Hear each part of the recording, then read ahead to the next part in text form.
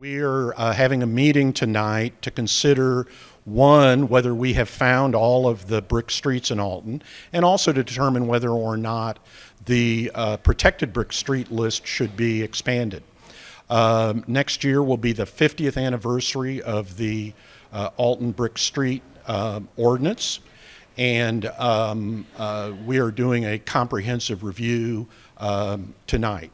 The principal purpose of the meeting tonight is really to determine whether or not to expand the protected brick street ordinance. However, there is going to be some news about expanding or starting up again, doing some repair to some of the brick streets. And so we'll have a very little bit of information about that tonight. You know, bricks are incredibly durable. Much of the brick streets in Alton are well over a century old, and they have survived. Most asphalt streets need to be repaved every 20 to 30 years, and so we have got over 10 miles of brick streets in Alton, and so that has been really a real savings to taxpayer over the years, that those brick streets didn't have to be repaved all the time.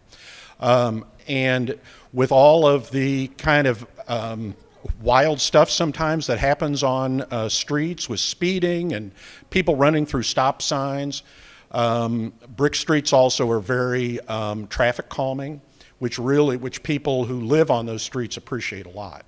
Brick streets probably were not designed to be main thoroughfares. They aren't really designed to carry lots of heavy truck traffic, and so they really are ideally suited to residential streets, and that's where the overwhelming majority of them are, and probably one of the reasons why they have lasted so long. But ultimately, it's a public hearing tonight, and we will see what people have to say. But I personally am a pretty big proponent of saving brick streets and protecting as many of them as we can.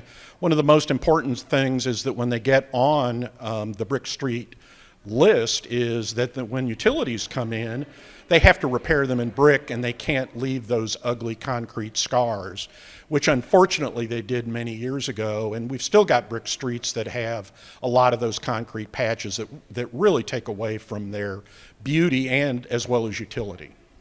I will just say that if people look at the list of our brick streets, there was a great link in the Riverbender story to the list of brick streets, and if people find some that we have omitted, call Building and Zoning at Alton City Hall and let us know about it.